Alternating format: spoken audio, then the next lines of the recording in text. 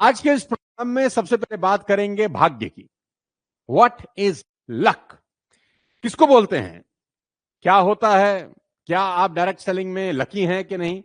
क्या लक की इंपॉर्टेंस है कि नहीं? कितना परसेंट रोल है लक का आपके डायरेक्ट सेलिंग के करियर में? कामयाब होंगे कि नहीं होंगे उससे? भाग्य किसको बोलते हैं? एक छोटी सी कहानी से सुनाता हूं, समझाने की कोशिश करता हूं। एक बार एक चिड़ियाघर में एक ऊंटनी का बच्चा और ऊंटनी, दो लोग चिड़ियाघर में थे। तो ऊंटनी का जो बच्चा था उसने अपनी मां ऊंटनी से पूछा कि मां, कि हमारे को वो भगवान ने इतने बड़े बड़े पैर क्यों दिए हैं? हमारे को भगवान ने इतने बड़े बड़े पैर क्यों दिए हैं? तो उसकी मां ऊंटनी ने कहा कि बेटा, हमें रेगिस्तान में बहुत दूर तक चलना पड़ता है, मीलों रेत होती है, पता नहीं कितना लंबा रास्ता होता है, इसलिए पंजे और पैर बड़े बड़े होते हैं ताकि हम दूर तक जा सकें। उस बच्चे ने कहा वंडरफुल। उसने अपनी मां से दूसरा सवाल पूछा कि मां, हमारी आंखों के ऊपर जो भवे हैं, इसके ऊपर बाल इतने बड़े बड़े क्यों होते हैं? तो उसकी मां ऊंटनी ने कहा कि बेटा, रेगिस्तान में बहुत आंधी चलती है, बहुत तूफान आते हैं और छुपने की तो जगह नहीं होती। वो आंधी तूफान से भरी रेत हमारी आंखों में न चली जाए, इसलिए ईश्वर ने हमारी आंखों के ऊपर इतने बड़े बड़े बाल दिए हैं जो कि एक फिल्टर का काम करते हैं कि रेत हमारी आंखों में ना जाए। फिर उस बच्चे ने पूछा, मां, हमारे शरीर पे पीठ पर ये कुबड़ क्यों है? रहता है ना ऊंट के पीछे कुबड़, कुबड़ क्यों है? तो उसकी मां ऊंटनी ने जवाब दिया कि बेटा, रेगिस्तान में पानी तो होता नहीं, तो पानी एक जगह जब हम पी लेते हैं तो बहुत ज्यादा मात्रा में पी के अपने शरीर में स्टोर करके रख सकते हैं, क्योंकि बहुत दूर तक पानी नहीं मिलेगा तो उसी पानी का इस्तेमाल कर सकते हैं। इसलिए कुबड़ दिया जाता है ताकि हम पानी को स्टोर करके अपने शरीर में रख सकें और जब जरूरत है उसका इस्तेमाल कर सकें। अब उस बच्चे ने कहा कि मां, पैर तो इसलिए होते हैं कि हम दूर जा सकें। मां ने कहा करेक्ट। आंखों पे ये बाल इसलिए होते हैं ताकि रेत ना आ सके। मां ने कहा करेक्ट।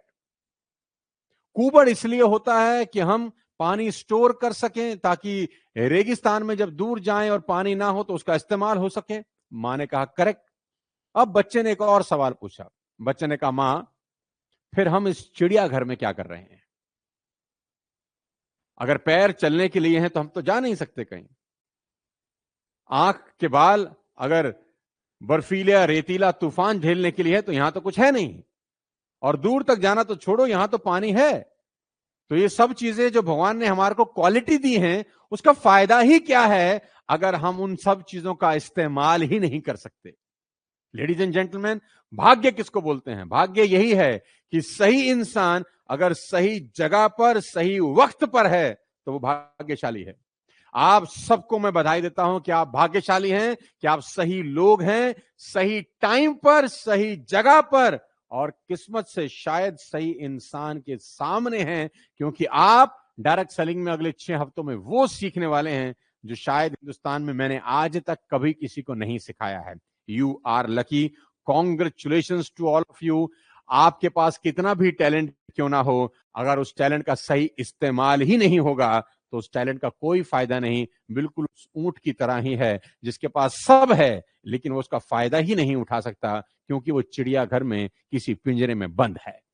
उसका फायदा उठाने के लिए हमको चिड़ियाघर से बाहर निकलना पड़ेगा, रेत में जाना पड़ेगा और अपने उस टैलेंट का फायदा उठाना पड़ेगा। तो आप भाग्यशाली हैं, आपको बहुत बहुत बधाई देना चाहता हूं।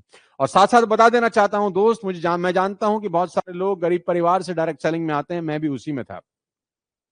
कभी कभी तो छप्पर नहीं होता सर के ऊपर, मैं जानता हूं। पक्की छत नहीं होती, अपना मकान नहीं होता, किराए के मकान होते हैं। ज्वाइनिंग का पैसा भी कभी ना कभी उधार लेके लगाया जाता है, मैं ये भी जानता हूं। मैं जानता हूं दोस्त, हमारी नियति यही है कि हमने एक जैसे मनुष्यों के रूप में जन्म लिया है, पर हमारी कीर्ति इसी में है कि मृत्यु के समय एक समान ना हो।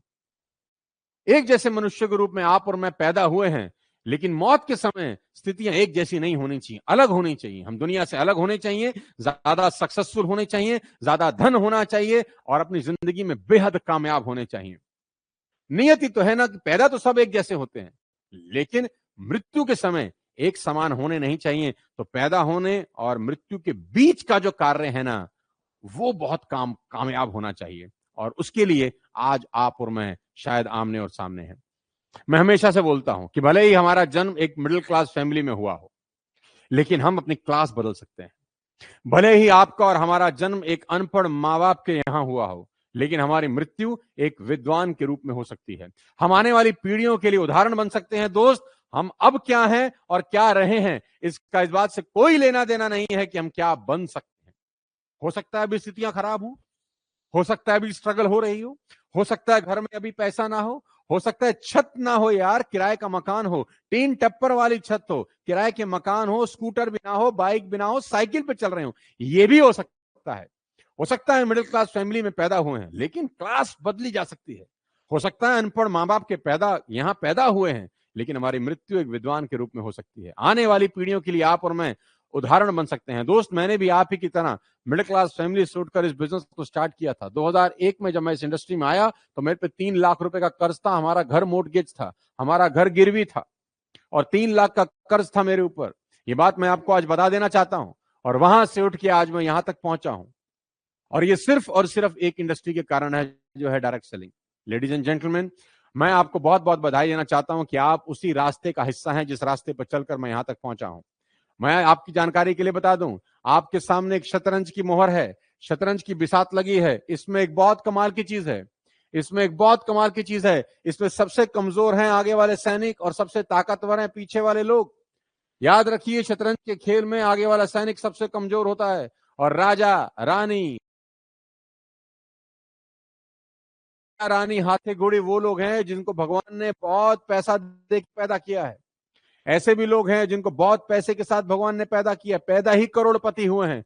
ये वो लोग हैं, राजा, रानी, हाथी, घोड़े, ऊंट, जिनमें ताकत ज्यादा है। सैनिक में तो ताकत कम होती है। सैनिक 1 कदम चलता है, रानी कितना भी दूर जा सकती है, ऊंट कैसे भी चल सकता है, 2.5 कदम चल सकता है, घोड़ा 2.5 कदम चल सकता है, ऊंट, हाथी लंबा लंबा जा सकता है। यानी इनकी ताकत ज्यादा है और इन सैनिकों की ताकत कम है।